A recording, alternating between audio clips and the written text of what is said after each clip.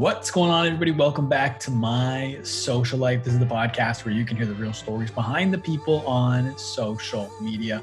I'm your host, Jacob Kelly.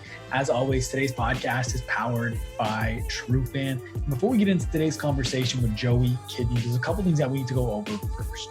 Number one, if you enjoyed today's podcast, please consider leaving a rating and a review. The more positive ratings and reviews you get, the more it helps people find the show, and it really helps to grow the community that we're developing. If you're one of those people that have recently found the podcast, welcome. I'm very excited to have you here. Make sure you subscribe and stay tuned for future episodes. I put out brand new interviews every single Monday and a brand new takeaways episode as an audio exclusive every single Thursday. Last but not least, if you enjoyed today's podcast, be sure to share it to your Instagram story, tag myself at the Jacob Kelly and tag Joey at Joey Kidney, and I'll feature you on my account and send you a message as well. And now, without further ado, let's get to my conversation with Joey Kidney.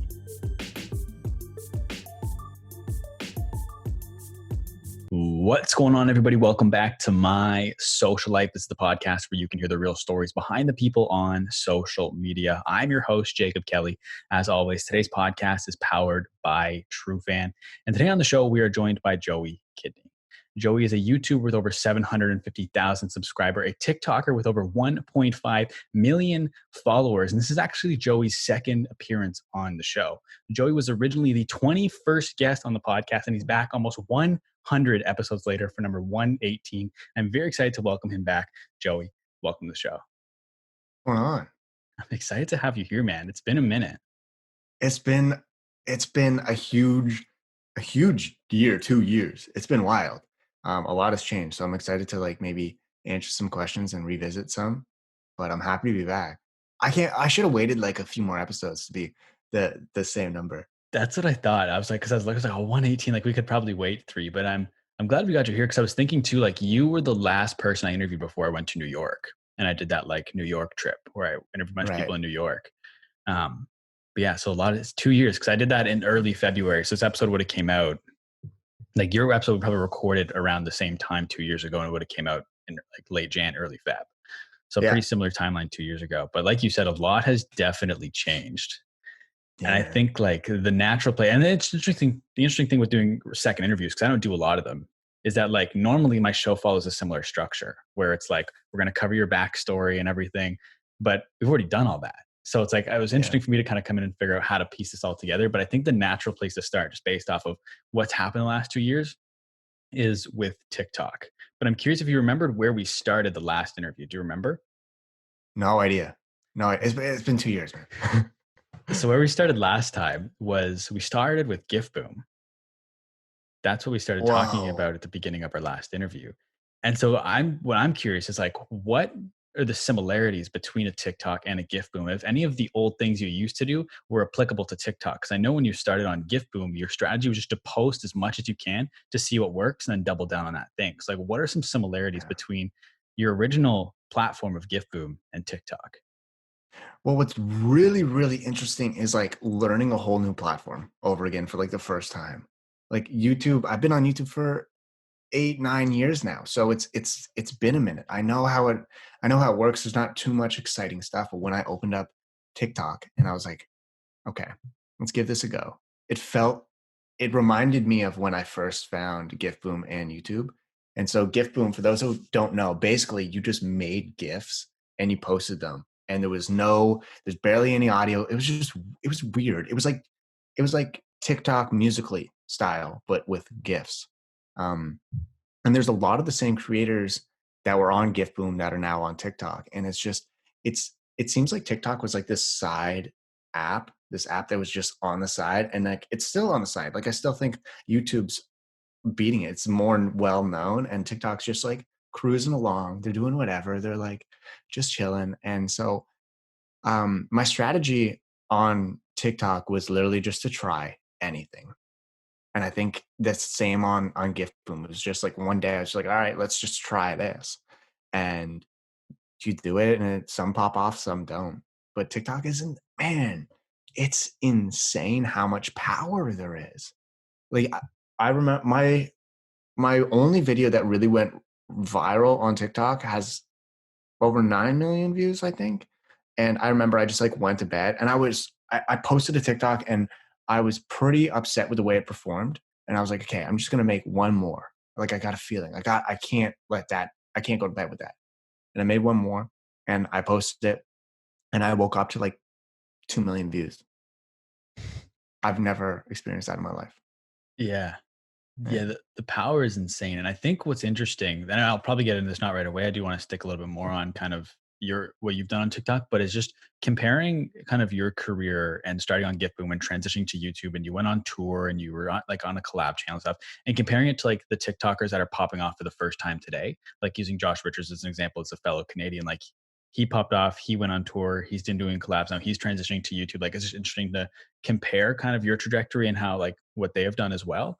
I kind of want to get into some advice for them in a bit, but I'm curious. So you said that like TikTok was a side thing for a while. So at what Yeah. point did you start like getting on and experimenting with it? Like how long were you like aware of it, and when did you finally be like, okay, I'm actually going to get on here now?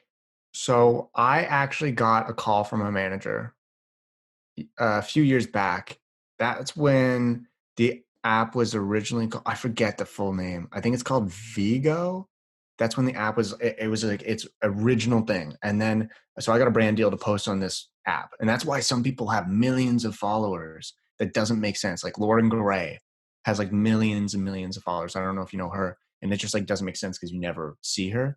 And it's because she was on an app before. So it went from this I forget the name, Vigo app, and then it turned into Musically, and then it turned into TikTok. So people who were on the first one gained followers from there, then Musically gained followers from there, then it became TikTok. They kept those followers. Um, and so I originally got a brand deal to post on this app, which is now TikTok, and I turned it down because at the time I my manager keeps bugging me. He's like, "Hey, you see what you're missing here? See what you missed out on?" And I remember the deal was like for like $600, and I was like, they were really strict with what you posted, and I was like, this is not worth my time right now. And I remember I was like, I don't know, I was stubborn, and I missed out on that, and then it became Musically, and I was like, this is so cringy to watch. Like these are just like this was my Gift Boom days, like when it was Musically, when everyone was just lip syncing. I was like, I can't do this. And then it became TikTok, and I saw the numbers boost on Instagram like insane. I was like, how are people jumping this quickly on Instagram numbers? Where's it coming from? And my manager was like, it's TikTok. And so I hopped on TikTok and I was like, okay, I can't do the cringy stuff. I can't. And so I tried a few things. I tried being funny because I didn't want to keep the same personality that I've had for a while. And some of those did well, but then I started like reading my book on TikTok, and it just popped off. So I've been TikTok's been in my in my rearview mirror for so long, and then I finally jumped on it, and I was like, I'm going to give this a shot. And I have a formula, like I have a format of how I post it. Um, but I'll get into that later. And so I'm curious, like, how would you describe your content? Because 2 years ago, when we asked you how would you describe your content, the words I have written down here in a quote is "cutesy white boy and not happy, not sad." Oh man, it hasn't changed too much. Just got older, um, and I learned a lot more. I learned that like I remember my format, my idea in my head when I sat down in front of the camera. I was like, hold on, okay, I just got to get sad real quick. And I knew because everyone loves emotional stuff. Everyone can connect with it. But on my bio and TikTok, in my bio on TikTok, it says, "I'm not sad. I'm just in my feelings." And so that I know it's like somewhat similar, but it's a totally different mindset for me. I was always thinking of my content as being sad, and I think that put a really negative spin on it, and so it made me not happy to create content. And so now I think of it as just I created this whole new thing. It's basically this whole new brand called In My Feelings. Um, and yeah, I made that hashtag on TikTok, and it has like millions of views and stuff. And it's insane. So I think I would describe my content as like the In My Feelings content, if that makes sense. It's my videos, like it's weird. My schedule is posting at like 8 to 11 p.m. I don't really post. I love posting in the morning. Um, And I only do that on Instagram now because I have a totally different fan base. But on TikTok, I post late at night because it's when everyone's in their feelings. Mhm. And so you Yeah. said you kind of have a formula now. I'm curious if you like you said you could share that formula. And another thing too, kind of based on that is I think it was on a previous podcast. You said earlier in your career you kind of pigeonholed yourself with one type of content. And so how are you Yeah. making sure you're not pigeonholing yourself on TikTok? TikTok's flexible, right? You're allowed to post so many different things. And honestly, I've always found YouTube to be like, okay, it's got to be perfect or you can't put it out. TikTok, I don't care, right? I'm sure you know this quote. Gary Vee said that um, somebody asked, is like quality or quantity better? And he was like, quantity. Quality is, um, do you know what Subjective. I'm subjective? That okay? I've been blanking on that word for weeks. And he's like, quality is subjective. And hearing that changed my outlook on TikTok in a whole. So I post everything and anything that comes to my mind, I post. And so that's how I kind of stay in changing my content all the time. Because if I have an idea, I post it. If it does well, I make a part two. If it doesn't do well, I try something else. So there's a lot of different formats that I have going on right now. Like especially like my life has changed completely. Like I don't even really make YouTube videos anymore. Um and I'm actually starting a whole new channel and everything this year. Uh but that's another thing we can get into a little bit after. But the format that I know that's worked for me, and I've even given it to my buddy, uh this is the one. This is gold. Okay, I'm telling you, it's gold. It works. Um, Posting 3 to 5 times a day, 100%. If you want to gain any traction, you have to commit to the app. I remember when I first started making TikToks, I sat down. I was like, you know what? I'm not going to drain myself.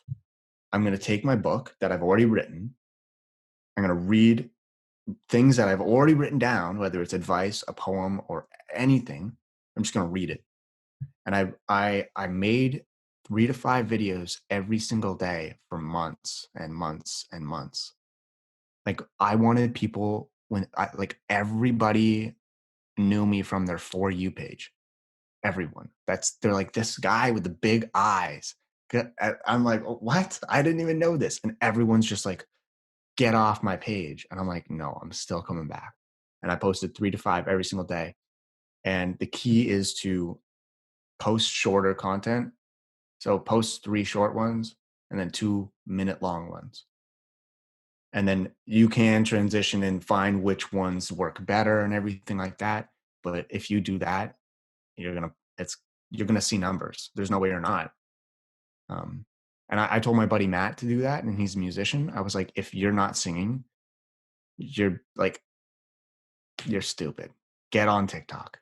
Like so many songs have blown up. Like Roxanne, it was getting listened to like maybe a couple thousand times per day. This guy went from making like $16 a day to $16,000 a day because people were streaming the song. So I'm like, get on, man. And he did. And he gained 16,000 followers in no time. But it does take a lot of work. It takes commitment, right? I don't know if you know this, but like they call me Tiago, my heart went oops. Like that guy's from Ottawa. What? Yeah. Yeah, his name's TX and he's a local rapper and he'd been rapping for a couple of years and then he just got on and he's always been very good at taking things that are like popular, like things like that and like making songs with them. His turnaround time is very impressive. Like he can turn a song around in like an He's evening. from Ottawa? Yeah, he's had like Muffins in the Freezer song was him. My heart went Oh, oops. I know him. I know very well, but it's always so hard nowadays because like you see these people and they don't show where they are.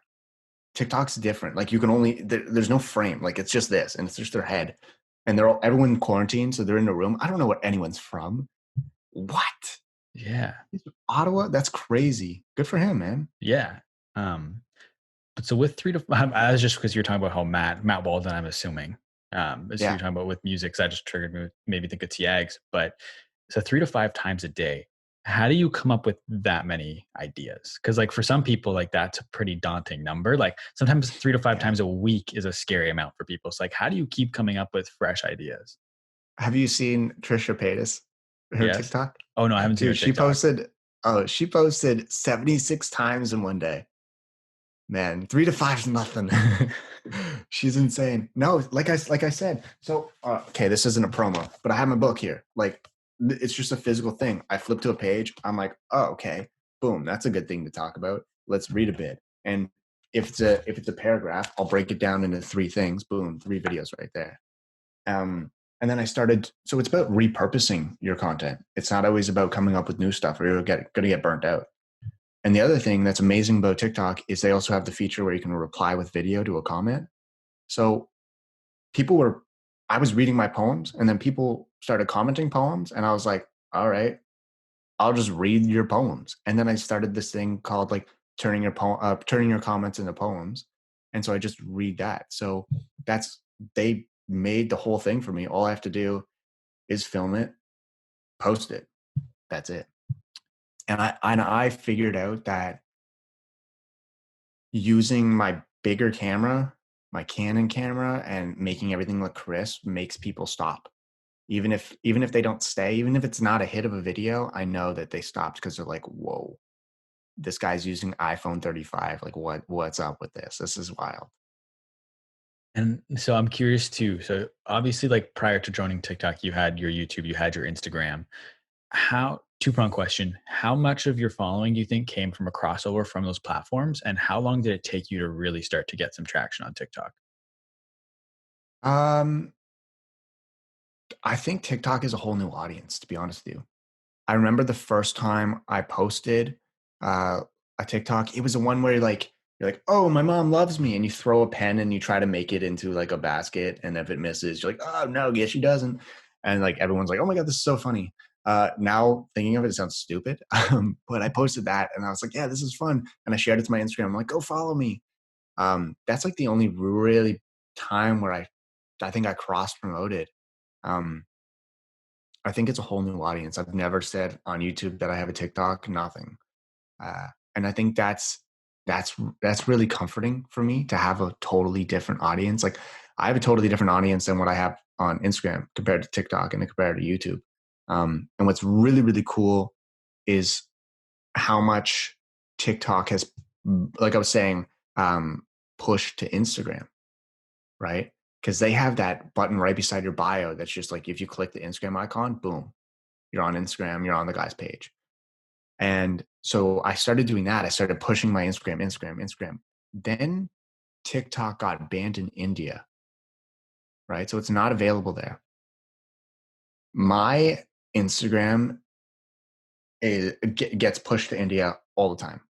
That's all my followers. In the past, uh, I remember maybe 4 months ago, I was sitting downtown Ottawa at La Bottega and I was eating a sandwich and I was pumped to hit 120,000 followers on Instagram, right? And 2 years before that, I was losing every single day on Instagram. Literally, when we were on our podcast, I think I probably mentioned it. I was losing every single day followers on Instagram, and I didn't understand why. I couldn't get it. I was like, "What is going on?" Like everyone's like, "Oh, Instagram's just clearing out their ghosts or their bots or whatever." I'm like, I've never bought followers in my life. Like this does not make sense. Like what's going on? And I was really, really like I was so depressed for so long. And I know it's just a number, but when you're working so hard and you just see negative, negative, negative, you're gonna feel negative, man. And I started posting my TikToks on Instagram Reels, right? And the first one maybe got 30,000 views. My Instagram followers were like, what is this? Like this is weird, right? Because I was just posting that on TikTok. And then I finally posted on Instagram Reels, and then I posted more and more and more. Every single TikTok I made, I just put on Reels, and it was 15 seconds at the time, and then one blew up in India, got millions of views, and now, or at that time when I was sitting at La Bottega, I was sitting 120,000, and it blew my mind because that's the highest I've ever been, and then I started dropping, and I was gonna go below 100K, and I almost lost 20,000 followers. Well, I did lose 20,000 followers. And I was like, what am I doing? I'm not doing anything different. And then my manager told me, he's like, yeah, that's why. You're not doing anything different. There's nothing exciting. How many times can we see you pose with a coffee? You know, how many times can we see you post with your dog? And I was like, that's so true. So I took a shot. I posted my TikToks on Instagram, and I now have, not to like give numbers, 268,000. 278. 78. It was 68 when I did my research like a week ago. Dude, it's it's insane. It's insane. Like, Instagram Reels is a totally different beast now too. It's the same as TikTok. They're pushing it out. And I'm doing basically the same format. Now, except for the timing. So I post on TikTok at between 8 and 11 p.m. Sometimes earlier, sometimes I don't really care. Sometimes I just put something out. You never know. On Instagram, I post at 8 a.m. because in India, it's a totally different time, totally different day for them, right? They're going to bed, and that's when they're getting in their feelings. And so I'm like, I take advantage of that. And then so the American followers, the Canadian followers, they see it at 8 a.m. or they see it whenever they go on their phone. And then the UK followers see it around like past noon, right? So it's just a totally different beast. And for a while, I was gaining an average of 5,000 followers a day. And it was terrifying, man. It terrifies me. Why? Because I've experienced it stopping. I've experienced it go down. So in my head, success is like the scariest thing to me because I've seen it drop, and that terrifies me to drop again. But I'm a very good headspace right now. I try not to check the numbers. I am doing shit that I love doing, and I'm posting it. I'm proud to post what I post. Before I was like, ooh, like I know it gets views, but I'm not too proud to post this stuff. Now, the confidence, I've really worked on it, and it definitely helps that there's a number of people following me now that are helping me build up that confidence.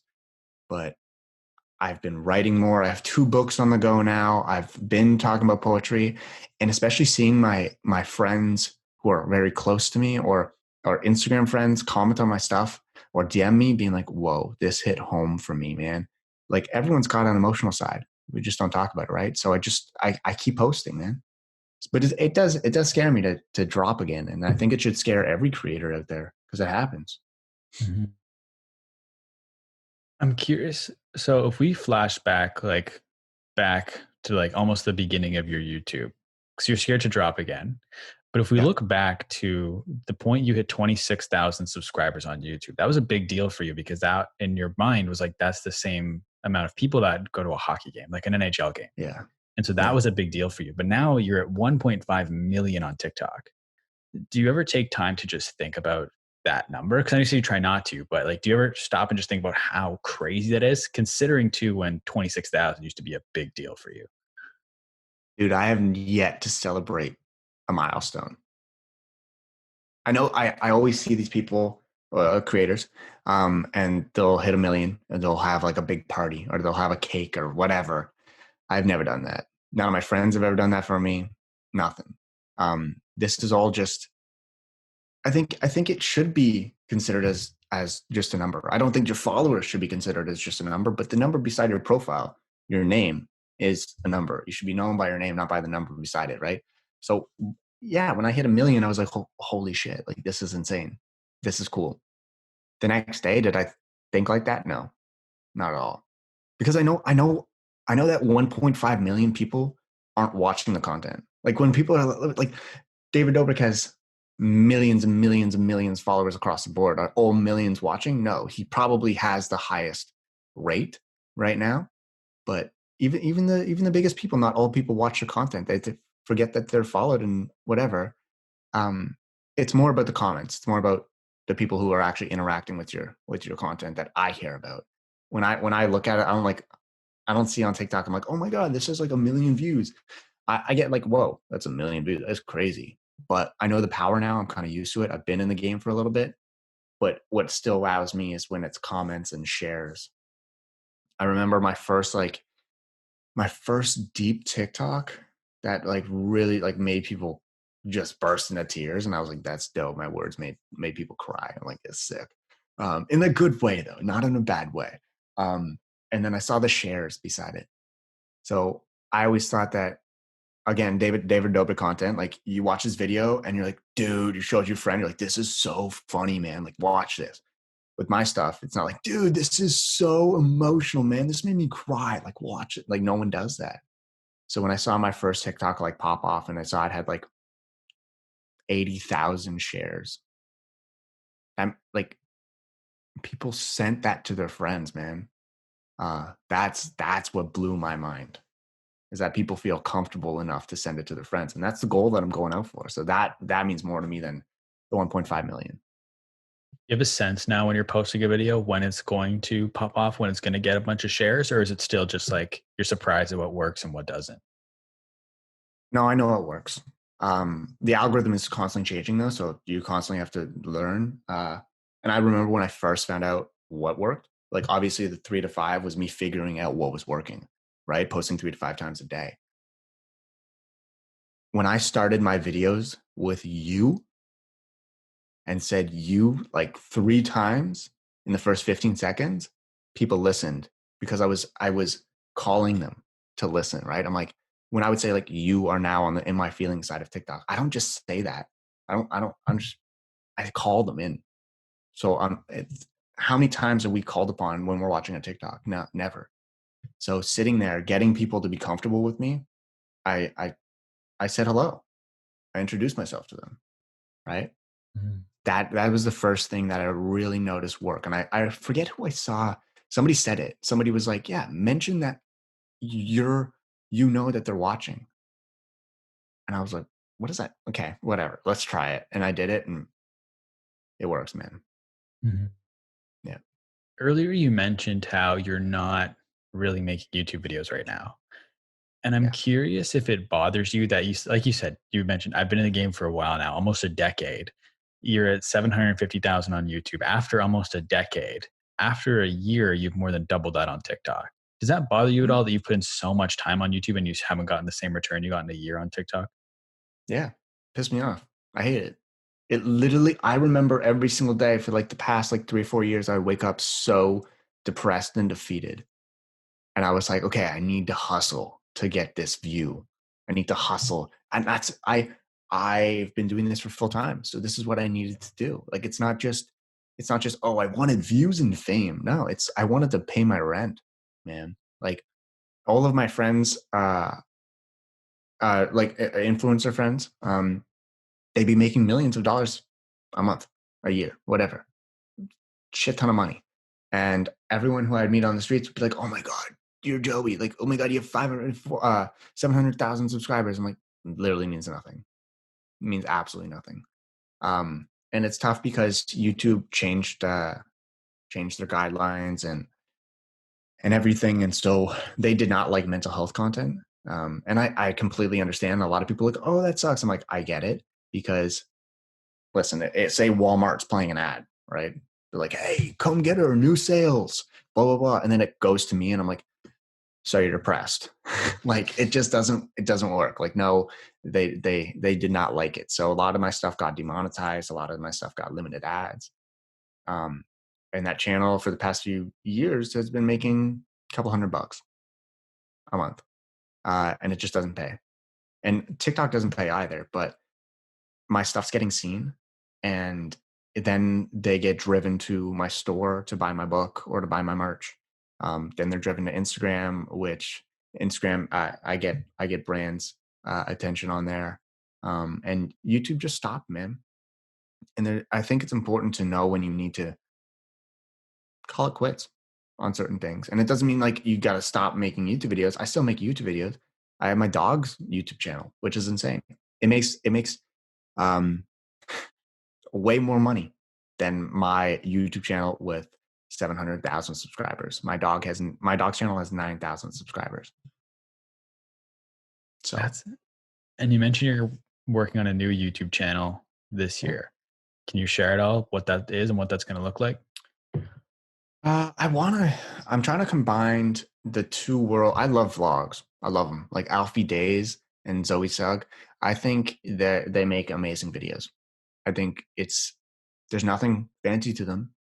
It's just they're showing a form of their real life. And I think that's really, really interesting to a lot of people. And so I want to combine vlogs because I love telling stories. I still do. And I don't want to have to commit to making them under a minute. That sucks. No, like I have so much to say. And I still have the podcast, so I'm still able to talk, but it's just something about making a video that you can just feel proud of. I find for myself for podcasts, it's quite draining because it's all in one go. It's a lot. For videos. You can take your breaks. You can, I don't know. It's just a totally different beast. I think I'm just used to making videos. I've been making them for a decade. So that's something I'm always going to resonate with. And so my new YouTube channel, I want to combine my love for poetry and vlogging into one. And so I'm still figuring it out. It's going to take, like, a lot of people think like, you give it a go, you post it, and then it's good. No, this is going to take me like another year of figuring out what the channel is. Um, so I still don't even have a name for it yet, which is weird because normally I just call things by my name, but I'm trying to think of something new and some new content. But yeah, I'm excited for it. I'm excited for it. And even if it doesn't do well, it's just going to be nice to just make stuff and not be so focused on the numbers or anything. Like I was so with the my main YouTube channel, it made me so mad seeing 750,000 beside my name and then seeing 10,000 views beside a video. It just didn't add up. And I hated it for years. I was like, this sucks. Like, I need to figure this out. Man, I'm done figuring it out. Right. Like, it's just time to start something new. And that's super exciting. Like, everyone's like, oh, this is so sad. I just did an interview with CBC and they were like, what's your biggest failure? And I was like, my biggest failure is actually my biggest success at the time. Right. And that's okay. It's time for a new one. On your current channel, so does that mean you're done posting on it? Like you're not going to post anymore, or maybe just like infrequently and random uploads, or like what are you thinking? No idea. No idea. Man, I got a lot on the go and it's just like, to worry about that channel is just too much brain power, to be honest with you. So I think I'm gonna make maybe a few videos being like, thank you for being here, there's a new channel coming if you care. But I think that's really about it. I'm not going to delete it. There's a lot of videos on there that help people. Some still get 100,000 views a month. They just don't make money, which sucks. It's stupid. But yeah, on something new. How do you balance with, like you said, a lot of people, you're not concerned about getting, like, you don't need more views just to get the view. You need the views and stuff to get the money to pay your rent. So how do Mhm. you balance then making content that you know will get views, which will in turn help you pay your rent, versus content you just want to make for you that you're not 100% sure if it will get views and help you make your rent? Like, how do you balance those two things? I have things that I know will do well. I have things that, like, I'm very fortunate right now where my merch store is doing quite well. And that's pretty, oh man, it's amazing. Like, I don't want to sound ungrateful. It's fucking wild. It blows my mind how I released this book a year ago and people are like, I remember I printed 500 the first time. Sorry, I'm going off. I'm No, going off the you're rails good. here. I printed 500 of my own book the first time, and I didn't think it was going to sell. Then it did, and then so we bought more. We bought a 500 more, and then that sold.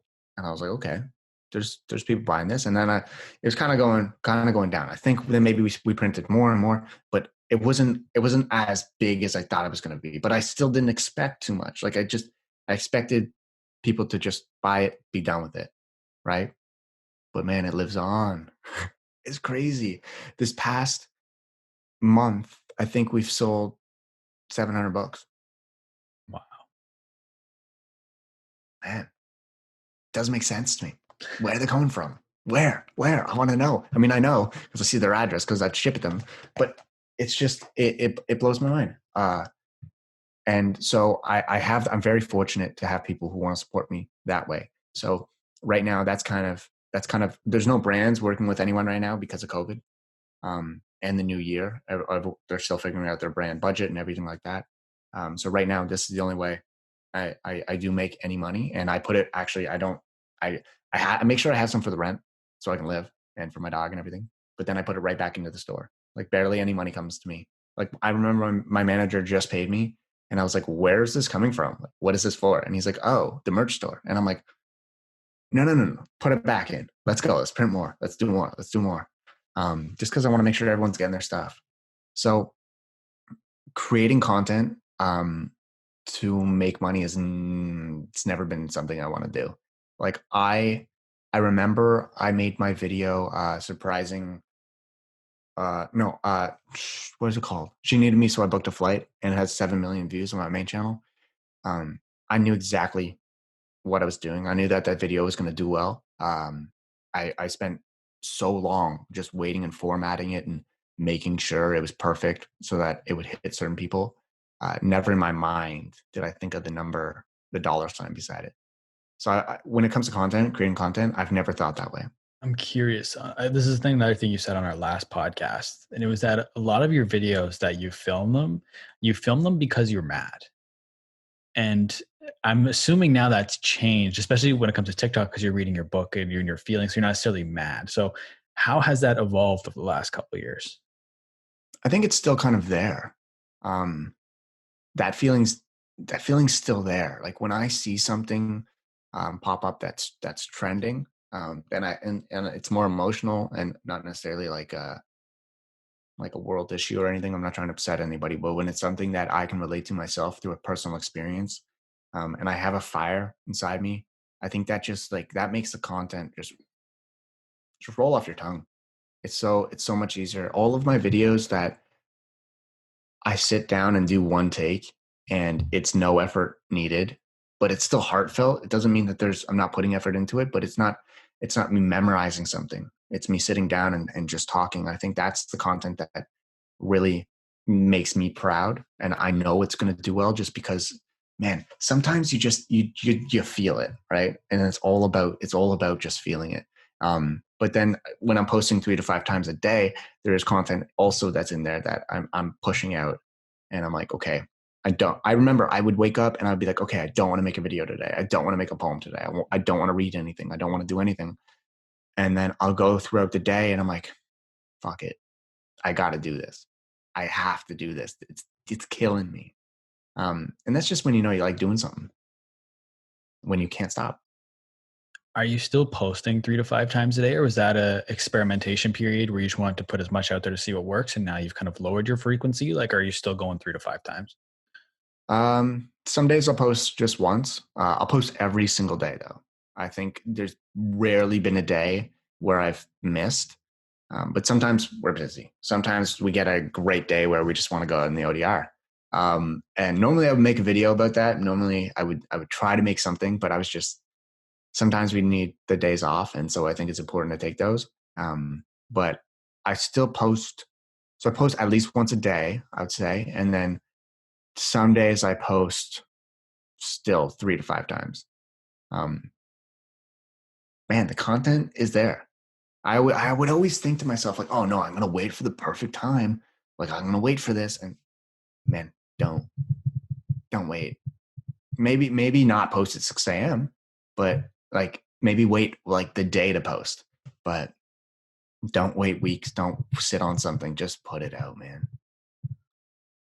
I want to ask kind of your advice for other TikTokers. As someone who's been in the game for a while, a lot of these people over the last year, maybe 18 months, their lives have changed completely. They were maybe in high school and now they're living in LA in a mansion. So I'm curious, what is your advice for balancing it all? Because everything's coming your way all at once. How do you handle everything? It's it is tough. I think being humble is huge. I think it's very overlooked. I know people just say like, "Oh, I'm trying to be humble." It's I think you got to go over your parents once a week. You have to hang out with your friends and put the phone down. I think those little tiny things. And I remember when I was making 3 to 5 videos a day, I'd be posting. My girlfriend would be in the room, and then I would go to my phone, and she knew, and I explained it. I was like, sometimes I can't talk to you, I can't look at you, I can't do anything because I'm like, I gotta do this. And I'm so driven, I gotta do this.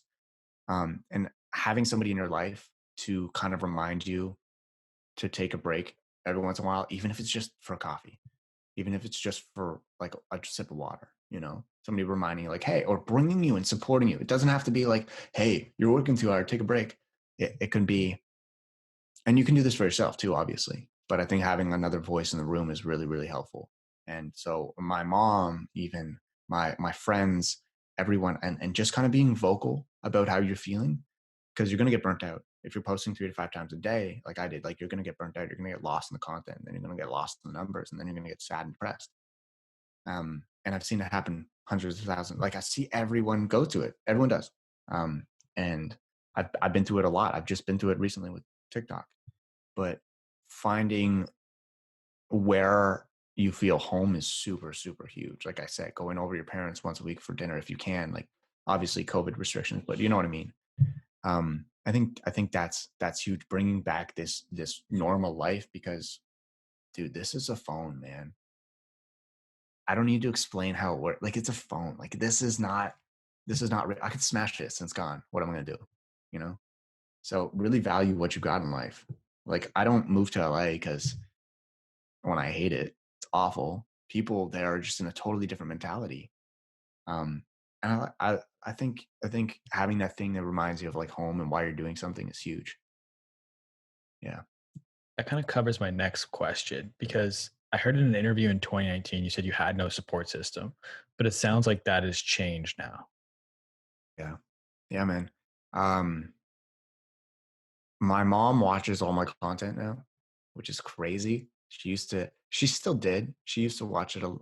She just watches it a lot more, and she's a little bit more. She understands a little bit more. She's learned a lot. At first, she was like, "What is any of this?" Which is normal.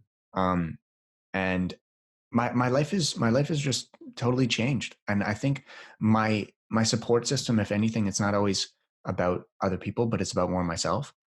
I've turned into somebody who's a little bit more confident with my own work.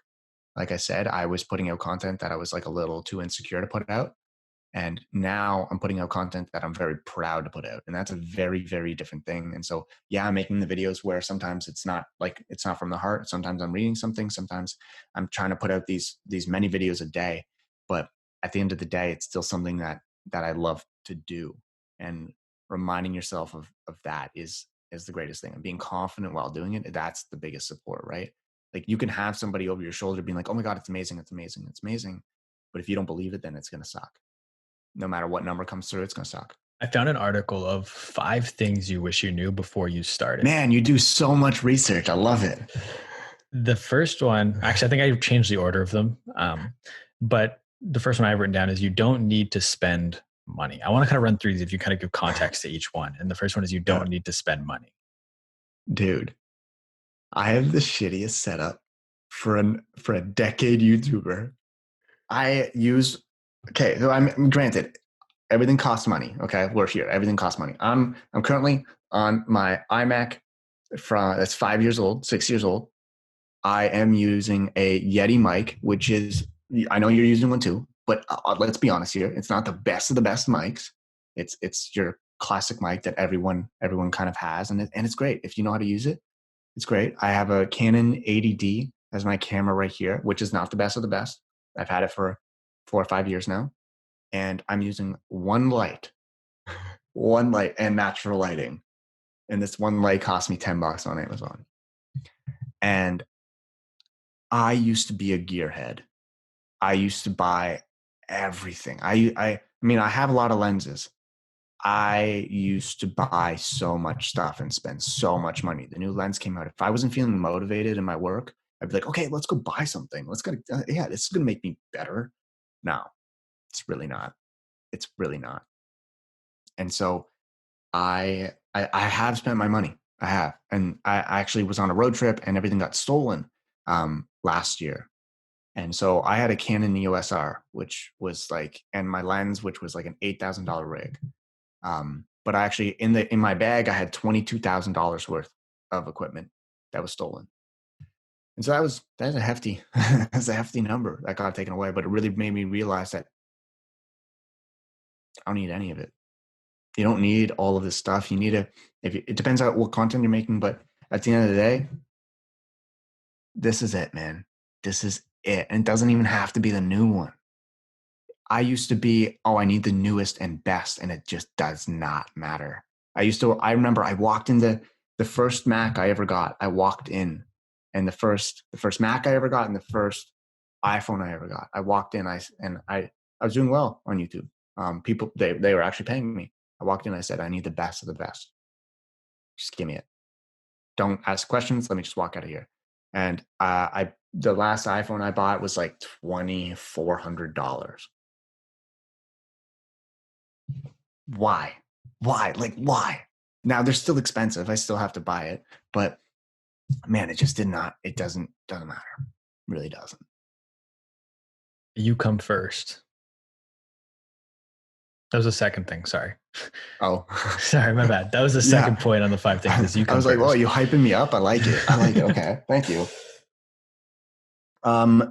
Yeah, I think you come first that's super important. Like I was talking about being humble and stuff and making sure and checking in with yourself. Like your support system has to start out with you. And at the end of the day, if you're making content, like I know there's who's a good example? Like Markiplier. He makes a video every single day. And I watched his video on GQ about his daily life or whatever, and like what he does in a day and his time and everything like that. And man, lives a great life, takes care of himself. He's an editor, but he's like, I love making thumbnails. Right. And that's such a simple thing that's something that everyone's going to understand. But like, as somebody who's been on YouTube, doing what you really, really love to do and checking in with yourself. And it's so easy to hand all of our projects over to somebody else just because we see like it's obviously working, it's generating money and it's easy, but you got to keep doing what you love doing. So it definitely, yeah, you come first for sure. The next point is gear doesn't make the creator, which we also covered in that first point. The fourth one is be you. Yeah. Yeah. Well, interesting. So my whole brand is called Stay You. But I think it's really important for people to know that no matter how raw and real you are, you're still edited. You're still through a lens, which is not how you actually look. There's lighting, everything changes. And it's so different. So yes, be yourself, but understand that you are still playing a little bit of a character, even if you're being 100% yourself, right? And people are going to perceive that in different ways. So make sure you know who you are first before you put it out so other people can judge you. The last point, which you kind of touched on a little bit with LA, but it's don't be friends with YouTubers. They aren't that great. Damn, man, I'm a YouTuber. No, I fucking hate YouTubers. I hate them. I don't like TikTok. I don't like social media people because that's not who they are. At the end of like, I love them off the screen. I love them off camera. Every single YouTuber is going to be different off camera. Like, I'm a hockey boy. I drive a Jeep. I hop in this chair, this angle with this camera, and I talk about my feelings. That doesn't match up, man. It does not. Everyone's different. And so you can be friends with a YouTuber, but be friends with the person that they actually are. Not like don't fall in love with the person who's on the screen through the lens. Don't think that they're your best friend just because they're putting you in the thumbnail. They're putting you in the thumbnail to get views. Okay. So I think you can be friends with influencers for sure, but be friends with the actual person that they are, not just because they have an influence. And then I think you're good. So I don't like influencers because I care for the actual person. Speaking of that, I do want to actually talk briefly about collab channels. And I know you were in one called One Big Family, right? Yeah. Yeah. But before that, you were in Life on Here. Life on what? Life on Here. Was I really? Yeah. Dude, that's a while ago. That's so funny. And so this was a pretty short-lived collab channel. Oh yeah, I was. I just Googled it. Whoa. 7 years ago. Wow. I was going to ask you what it was like. How did this come to be? But if you don't even really remember the channel, do you remember much about that time? Like 7 years ago, like a collab channels was probably more. I feel like collab channels aren't as big anymore. It's more the collab houses, obviously. But like, do you remember how Yeah. this channel came together? Because it wasn't like a ton of. I think one person that channel now has over 100,000 subscribers outside of yourself, and everyone else kind of stopped posting. But do you remember the early days with that channel? Um, I remember I was making videos. Well, I mean, 7 years ago, so I just started, and it was the thing to do. So we did it. Like there was O2L, which is our second life, and they're the reason why collab channels were a thing. They really popped it off. They popped off vlogging, a lot of stuff, and a lot of people don't know who they are or understand, but they did a lot of work, a lot of groundwork. And I remember, I don't know this. I don't want to mention the specific names in the group, but they all just approached me, and a lot of these people were from Gift Boom, and so I was on Gift Boom at the time. And they were like, "Oh, let's create a collab channel," and so we did. And there was really nothing to it. It wasn't about like we weren't friends really. We just like were like in a group chat and we're like, "Hey, this is a good idea. Let's create a collab channel." Like it was working to pop something off. Like we were hoping that this was the next one. This was the next one. So I've been in a few, but none of them were like solidified or anything. Nothing was like bound to work or anything. So that's why there's only a few videos on here. There's actually so the other channel was One Big Family. That was a weird one, man. That was a weird one. I got asked to be in that channel. Sorry, go ahead. I see that's the one with Jake Paul, right? That was the one with Jake Paul. Yeah. So that was really, really interesting. There was this guy and his name was Lucas Perry, and he was weird. He's very weird. He's very, we didn't know at the time, but he was very rude, sent a lot of weird messages. And he kept saying like, "Oh, like we're going to get Shawn Mendes on the channel. We're going to get Jake Paul on the channel." We're all like, "Okay, sick. Let's do it."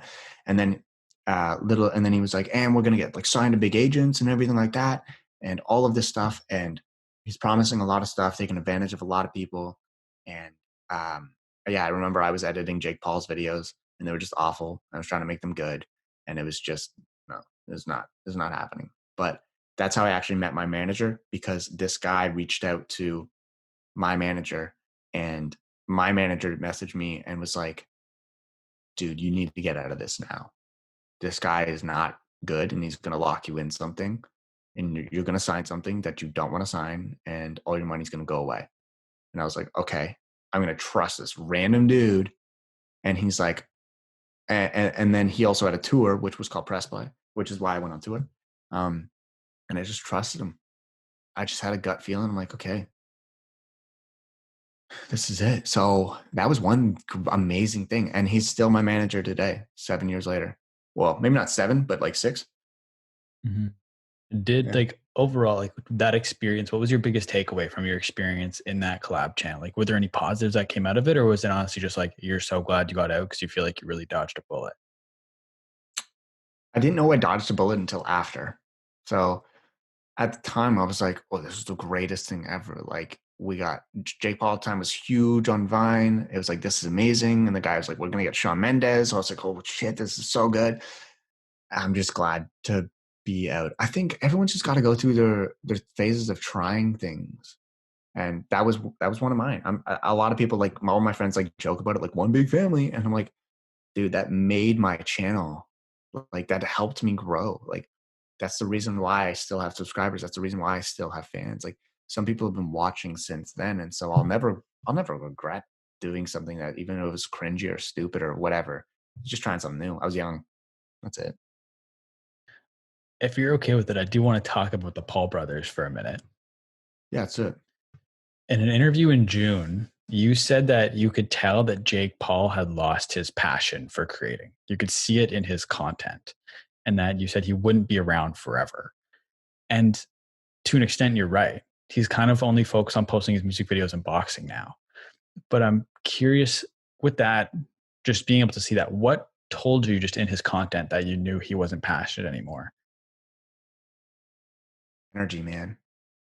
Energy. Oh, it's huge. I remember, like, I used to watch Logan Paul every single day. I'll say it. A lot of people hate to admit it. I watch him every single day because he's posting videos about his life that no one is a life that no one else could live. Right? Like he was doing crazy stuff, and it was something that was so interesting to watch. And it was the yelling. It's the stuff that people hate. Like it was the yelling. It was the, hey, what's up, guys? And Jake had the same energy. It was just for a younger audience. And once that stopped, you could see it in his eyes, man. Just as a creator, you can see when somebody's lost the love for what they do. And there's a lot of creators out there that I've talked to that really don't enjoy what they're doing, but they still make content because they're just in this routine. They're in this vicious cycle of posting, posting, posting, posting, posting. Um, and you can just you could see it in their eyes, man. They're just tired. They're reading. They're just saying the right words to get the right views. Saying give it a thumbs up. They just, man, it's scary to see how many people are really, really battling something who have millions and millions of followers and dollars. It's tough, man. It's tough to watch. How do you keep that passion? How do you avoid going down that path of just doing something because it's what you think you're supposed to do? Change, man. Everybody changes. So I think Jake Paul, like, opinions aside, Jake Paul has found his new passion for boxing or whatever, what he calls boxing, um, and that good for him. At the end of the day, good for him, right? Like it. I think if he kept doing what he was doing, I think he would have found himself in a lot more trouble than what he is now. And um, you just got to change. You have to change with how life goes. Like if you're doing the same thing every single day, you're going to get sad because life isn't the same thing every day. We change. Like we're in pandemic right now. Like it's not the same as last year. It's not the same as yesterday. And so, like myself, like I'm changing. If I stay doing the same thing that I was doing right now, I would be lost. I would be struggling. And I was doing that for a while. And then I finally accepted that, okay, it's time for change. Yeah. I think it's an important thing for people to realize too is that creators losing their passion isn't necessarily a bad thing. Like we can't expect YouTubers or content creators to make the same type of content for the rest of time. Like you said, they're changing. Obviously, their content's going to change. So I don't think losing passion is necessarily a bad thing. But jumping to the other Paul brother, do you remember the viral tweet you had about Logan? Uh, was it about his video with ads? I honestly don't know what the tweet was. You referenced it in the last podcast, but didn't say what it was. I forget. I think it was his video. It was apology video, and I think it had ads on it. And I mean, it was still only a minute long, but I'm like, man, you don't have to benefit from this. Like doing an apology isn't about your benefit. It's about apologizing. And so that's what happened. I mean, I have a lot of opinions about what happened in that video, but we don't have to get into it. But there was a lot of people other than Logan that were involved, and so I think there's a lot of people to blame, a whole team to blame for what happened there. But yeah. My question based on that is what do you think of Logan's 2020, we'll say, and kind of how he's matured and changed his content to some degree over the last year or so, and whether or not you believe in second chances? Oh yeah, man. There's so many chances in life. There are. I think and I think he's doing a fine job. Dude, we got a lot more stuff to worry about than some YouTuber. There's a lot of stuff on TikTok that like people don't know about certain creators and everything that like this whole Tony Lopez guy, like that's a huge problem. Um, and I'm good for Logan for changing up and staying quiet, but I hope he made the change within him as well. Versus just showing people that his character has changed, right? Like I said, this is not real, right? I mean, it is real, but like this is not in the realest, rawest form. This is still through a camera. This is still through a mic, like everything like that. So as we see Logan change, as we see Jake Paul change, and everyone change, when this camera is on, they're changing for the camera. So I hope he still made that change in his actual life. And because I'll be honest, when I watching him go through that and hearing him make little jokes over the years or last year, whatever, of like that video that happened, you can see that he's like, man, he's scared. He's terrified to do it again. And it broke him down, as it should. But I hope he genuinely changed. One thing I've always appreciated and respected about you is your ability to have strong opinions and share them publicly and not back down necessarily on your opinions. And I know that your career started for the most part with a strong opinion. It was your opinion that you hated the card videos that everyone was doing, the black and white videos. And Yeah. that's kind of how your career started.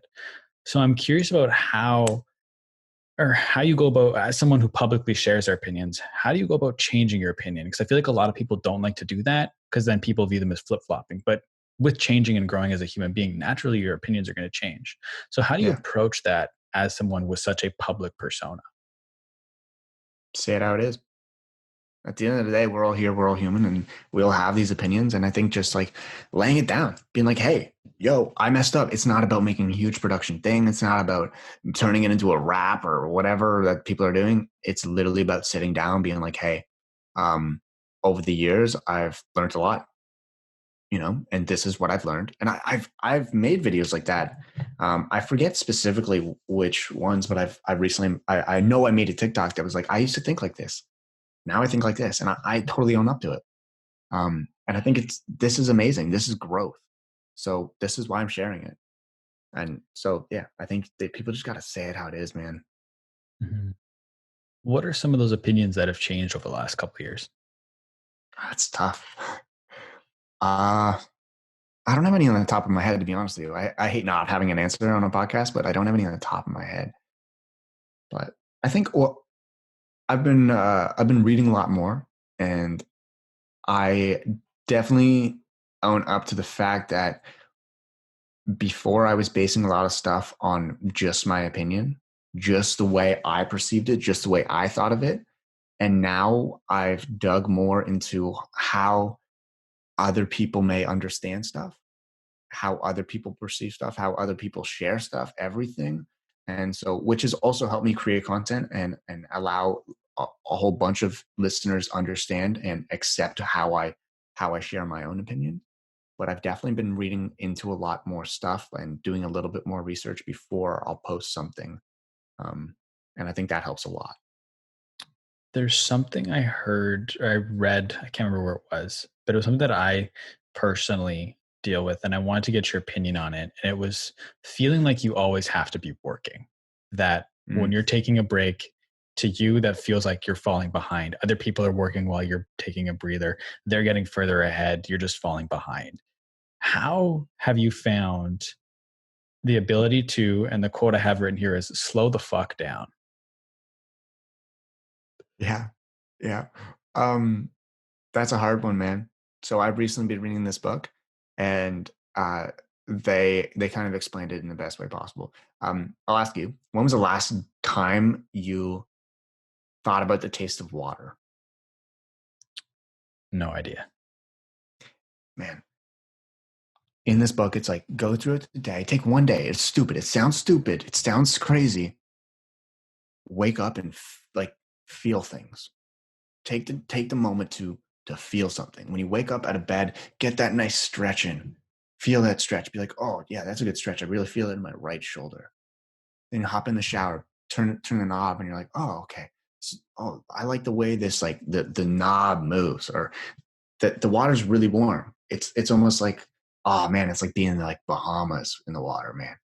And that that's true enjoyment. That's peace, man. And so slowing down isn't necessarily about stopping something. It's just about enjoying what you're actually doing.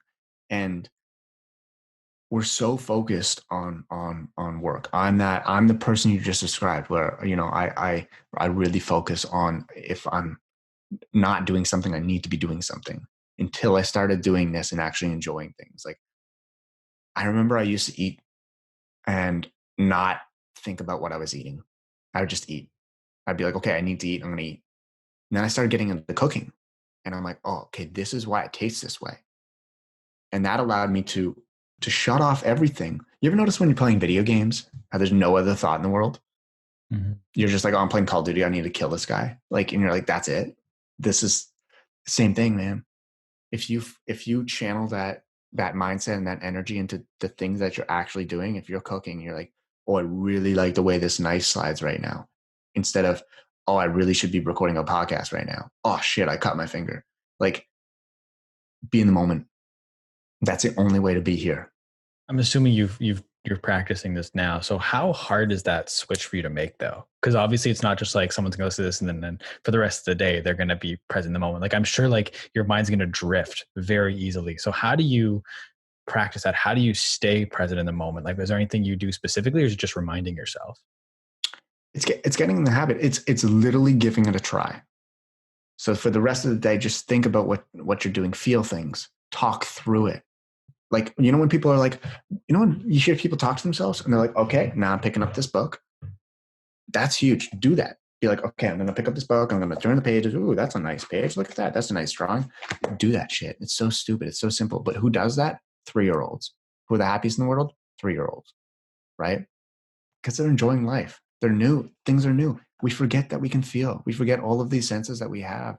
And we're just so focused on here and doing stuff on this. Like, if you're on your phone, enjoy your phone. Like, play a video game. You know, like if you want to do that, that's totally okay too. But do it with every single thing that you're doing. And it doesn't mean you have to do it every single day or every moment. But whenever you're thinking about it, whenever you're stressed out, just think, let's be here. And then give it a try. And that's it. It's literally just about giving it a shot. And I can tell you it's worked immensely. It's insane. Have you ever burnt out? All time. Daily. All time. But I think it's almost really important to do, because that's also a huge reminder of what your threshold is. You know, you can't talk to a new creator about burnout because I haven't experienced it yet. Right. I've burnt out many, many times. And there's a lot that goes into it. It's not just about creating. It's all about how I've been reading this book on empathy. And it's about who's surrounding you, what thoughts and feelings that you take in from other people. All of that stuff. It's day-to-day life. It's not just about the content you're creating, because we're still living this normal life that people don't understand. It's not just about looking to a camera and having dead eyes or anything like that, right? Um, Everyone experiences burnout. Some are just smaller than others. And I think that's a huge opportunity for change, right? Man, that's a great opportunity to change some of your life. One creator in particular who I don't want to say made it popular or famous or anything, but someone who really brought the conversation of burnout to the forefront was Al. Yeah. And I'm curious how, in your eyes, how the conversation around creator burnout has shifted since she made her video just over 2 years ago. Um, Unpopular opinion. I don't think it's the best word to describe a lot of people. When I first made my video about anxiety, I noticed a lot of people that my video that got few million views. I noticed a lot of people started making videos about anxiety. And I think it became a huge trend for people. It became something that's like something that it was a little bit more comforting for a lot of people to say. And it was that thing that could explain it to the world. So then people would stop asking questions or complaining, right? And then so I think when I made her video, it was great. It was great for her. I don't think it helped her burnout at all. I think it made her feel more burnt out, because now people were expecting another video about it, right? People expecting another breakdown video, and another people, you know, people burn out, man. But I don't think that's always the case for everyone. I think, especially when you make a viral video, and it's no hate to Elle. Like I said, this is somebody who's created something, so it's not the true form of Elle. It's something that she's created, and a lot of people took it in a different way. but I don't think it's a case for everyone. I think sometimes like people just have like a bad day, or they create like content and they're not really feeling it that day because they haven't been themselves in a while. And then they just label it a totally different thing, right? And we focus so much on negative shit that we forget that we sometimes we just have an off day, right? Like if I'm sitting here and I'm like, oh, I just cannot get, like, I can't write. Take a day off. Take a day off, man. Like, you're just gonna be writing shit that you don't want, or you're gonna be creating stuff that you just don't love, and then you're gonna fall into this pattern, and that's when the burnout's gonna come. But a lot of people are just at the start, right? Mhm.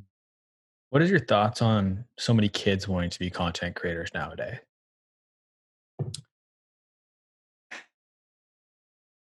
I I'm gonna go like dad here. I just really hope that they're healthy, man. That they're posting stuff that's good for them. Because TikTok's amazing. If you can dance, it's cool. If you look good, or you're a 13-year-old that looks like 20, like, it's sad, but you're gonna do well, and that's terrifying because there's so many people on that app, and you just don't know what's going on. So I think talking with your parents about it is huge first, and telling them what you're doing so that you're safe, because there's so many people out there, and it's a huge privacy thing, right? Um, I think somebody should definitely know what you're doing, what you're posting, and kind of supervising. It depends how old you are. But on the other side of like actually like just creating content, just do what you love. Because if you start out doing something you hate, you're never going to fall in love with creating. I'm going to hit you with a bit of a left turn here, kind of taking a jump Okay. with this next question. If you don't want to talk about any of this, just tell me and I will cut it out of the podcast. So don't worry. All right. Last time when you were on my show near the end, I had a guest submit a question. Yeah. And the question and your answer to the question, what was your biggest fear when it comes to love? And you said your biggest fear was doing it all over again. My Really? question Yeah. is, has it been as scary doing it all over again? Terrifying, man. Yeah. No, that's still a huge fear for me. But it's also a fear that's kind of like addicting. So like, I think we love going against our fears, man. We love this thrill, and I think that's why a lot of people, like, if you watch How I Met Your Mother, that's why Barney dates so much. It's this thrill. It's this thrill of keep going out, meeting somebody new, trying new things and stuff. But I'm definitely, it's a huge fear of like going through it again. You have to learn uh, somebody new. Somebody has to learn you, and that's a terrifying thing. You got to open up again, man. It's a lot of work for a lot of people, and that's why a lot of people settle in relationships, because they're like, I can't do this again. I can't. But I think that's why, and you got to check in with yourself and see if you're doing all right in your relationship, and if you're still there in it. Like, a lot of people are just floating through their relationship, man. It's tough.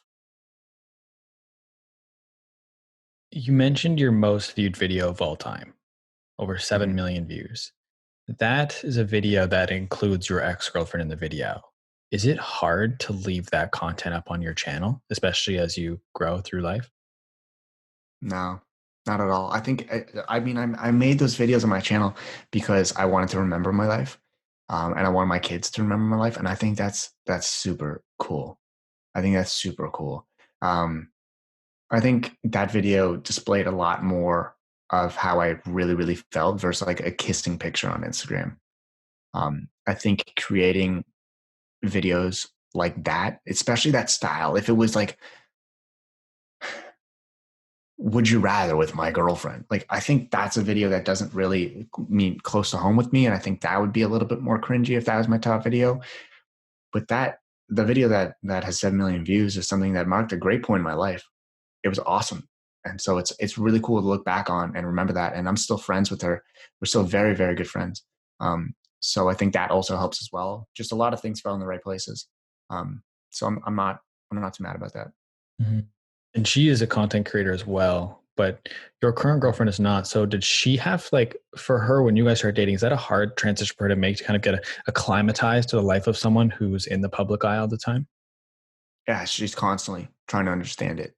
Um, and she actually watches a lot of YouTube as well. So that's another thing that I kind of have to be careful of. Too, like, especially, and I'll talk about it openly, like, especially with dating, you have to make sure that like people are actually dating you for who you are and not for what you do and for the follower that you have and or anything. And even if I don't have the million followers, like, well, I guess I do on TikTok. That's crazy when I think about it like that. Anyways, but like I saw a video by Sam Pepper, which he's a controversial guy, but he went up to a girl and asked her on a date, and she said no. And then he was like, okay, well, can I get your follow on Instagram? And she was like, yeah. And then he showed his profile and he had like 1 million followers or whatever. And she was like, oh, do you want my number? And then he was like, no. And I don't know if it was straight stage or not, but that does happen. Like people look at you differently. And so my girlfriend now, I think it's really nice to kind of have the separation from work and real life. Not saying that my ex was a bad relationship. We still had that separation, but I think it's a lot easier now. But it's also every relationship comes with their ups and downs and their learning curves, right? So, somebody dating somebody who is in social media, they understand social media. I don't have to explain it to them. But then you have to try to take a breaks and separate your life. But then dating somebody who isn't in social media, you have to explain it to them, right? And then you also have to learn how to take a break. So it's a little bit harder. But Can you talk to me about the impact Frankie has had on your life?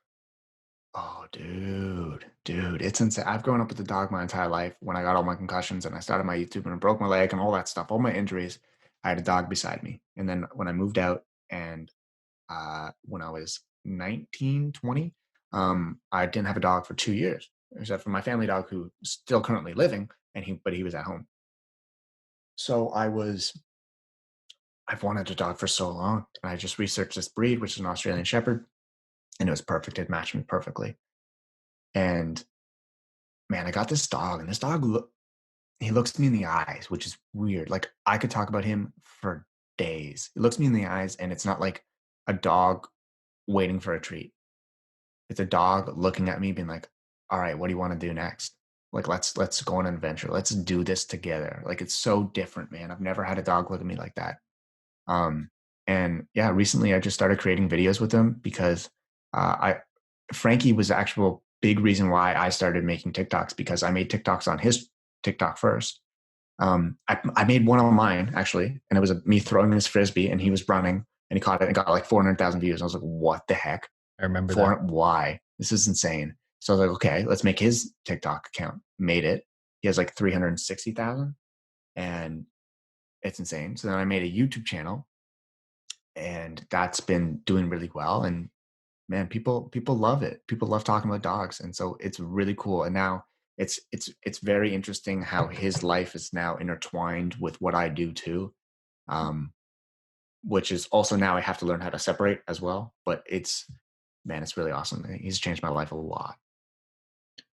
You still want to name your son Styles? No, I have a different name. It's still on my list. But I really like Miles, man. I'm still on the Miles Styles, Tiles, whatever. But like, I love Miles Teller. I think when you think about names for like future kids, like it's got to be with like you have to associate with somebody. I think that really helps. So it's like either from your mom or from an actor you really like or whatever. Where would you be had Mikey not shown you how to upload onto YouTube back in the day? Dude, I'd be still. I'm hopeful that I would be somewhere. Um, I have no idea. I have no idea where, because I really had two life paths. One was going in hockey and whether or not making it or playing in OHL, whatever, doing something. And the other path was creating content or doing something multimedia based. So I have no idea, but I'm hopeful that I would have found a way. I know a lot of people would have been like, "Oh yeah, I'd be back at home doing nothing," and maybe I would be. And I obviously wanted to start off saying that, but I am hopeful that I would be finding something else. I think there's always something that comes across that sparks us a little bit. So I hope I'd be doing good things.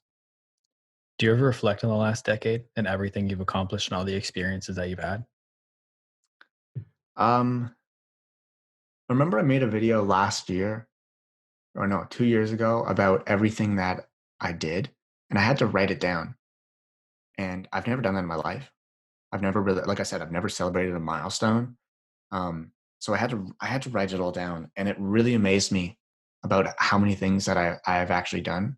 And I get reminded a lot by my friends being like, you're like, you live a totally different life than your regular 24-year-old who's hustling, like working at jobs. And I'm like, then they always make it like, oh yeah, you're very like lucky and everything like that. And I'm like, you know what? I worked my ass off to get here. I know I am lucky, but it does take a lot of work. So Mm. yeah, Do you ever plan to release your original 5 videos? never. No way, Never. man. No, there's for me. I don't think there's nothing that somebody's going to benefit from that. Um, I've grown from it. I think those are just like those are it's growth. It's growth for me to look back and see that. It's also really cringy, and that's why people repost them to be like, oh, here's a cringe factor video. But at the end of the day, those are just going to be for me for my own growth. In our last podcast, you said that you never know what you're doing. You still don't. Do you know what you're doing now? You know what? I actually do. I know I have a clearer vision. Honestly, I was in a very dark place on our last podcast, and I definitely have a more clear vision now. Like at that time, I was still trying stuff, and I'm still trying new stuff. But some things are actually working now because I've been through my trial and error process for the last 10 years, and I figured out what works for me, what doesn't, and I'm still trying new stuff. But I definitely know what I'm doing. Like I'm writing 2 new books right now. Um, my whole brand is finally taking on more light and everything, and accepting the fact that my YouTube channel is no longer, and trying something new and working on stuff with my dog, and a whole different world open up.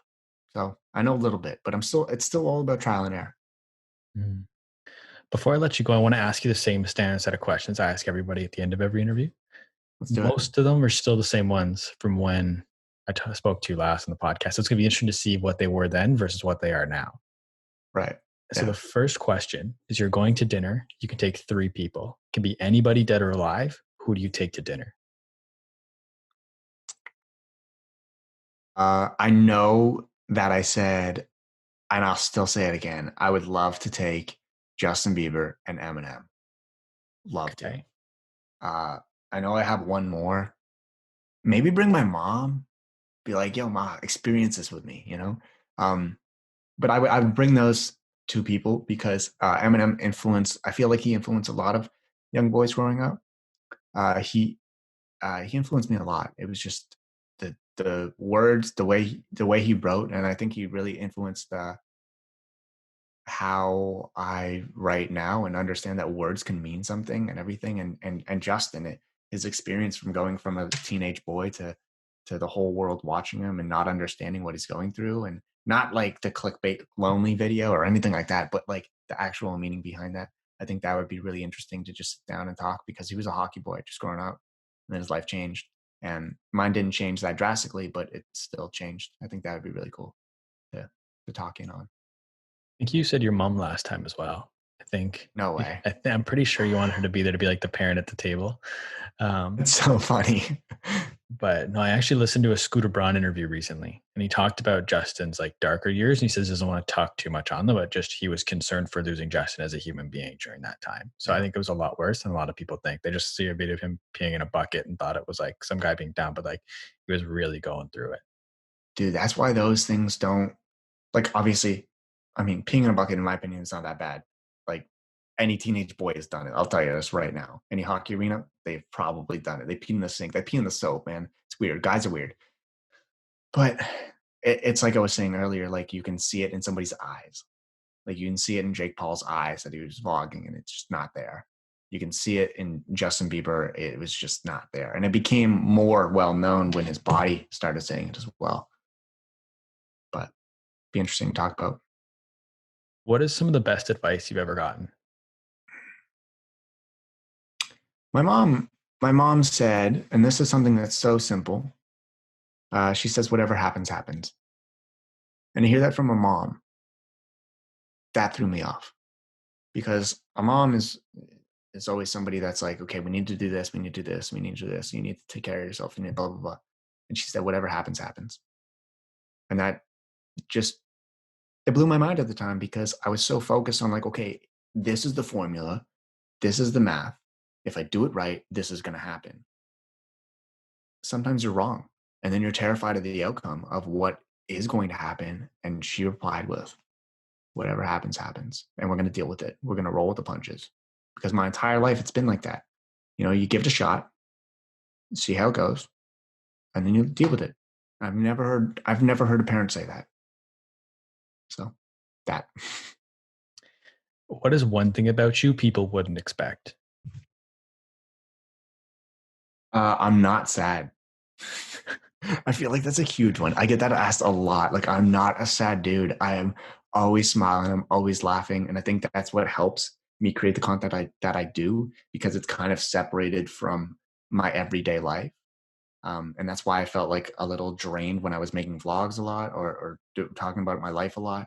I'm able to kind of separate that. And like, I'm like, I go out, I hang out with my boys. I joke around all the time. Like I'm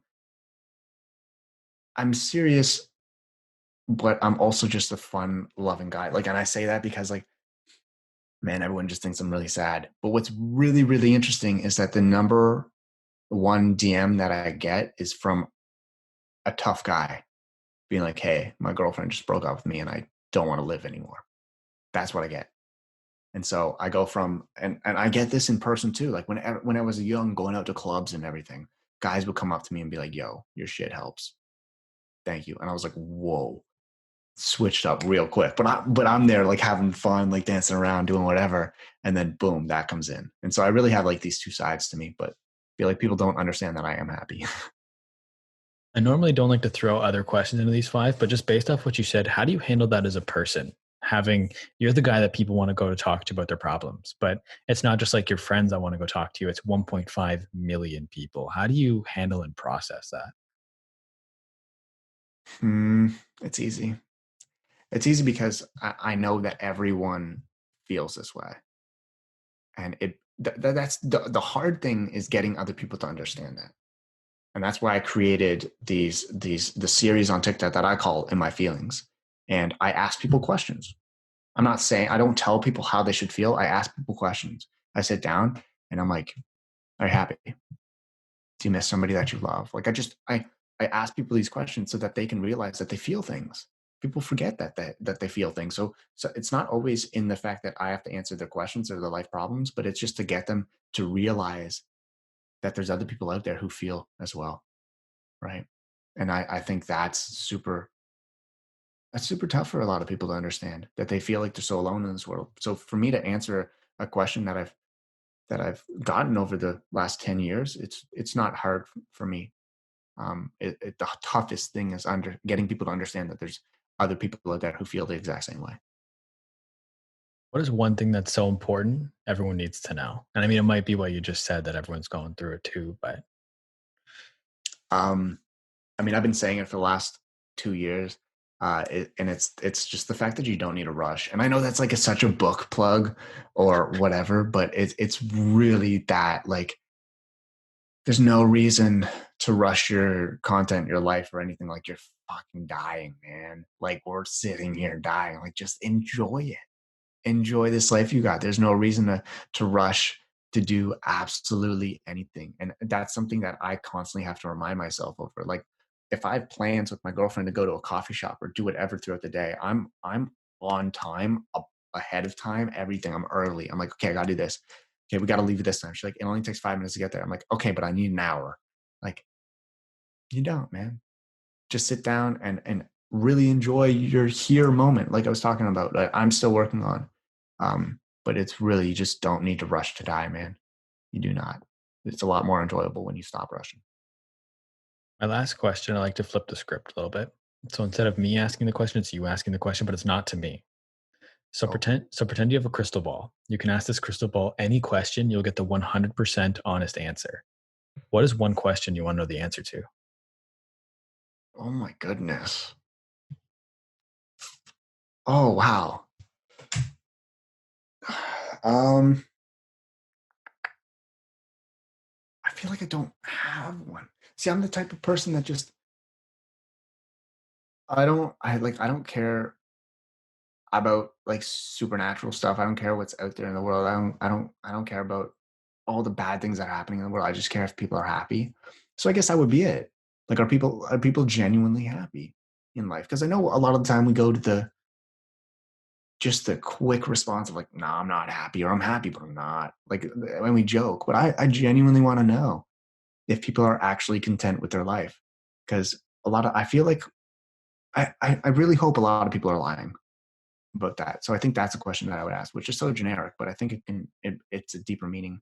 So this crystal ball better have an answer, and it better say yes if people are happy. Mm, I love that. But I want to thank you so much for taking time to be on this podcast for the second time. I want to give you the floor, man. Where can the people find you? Plug anything and everything you got right now.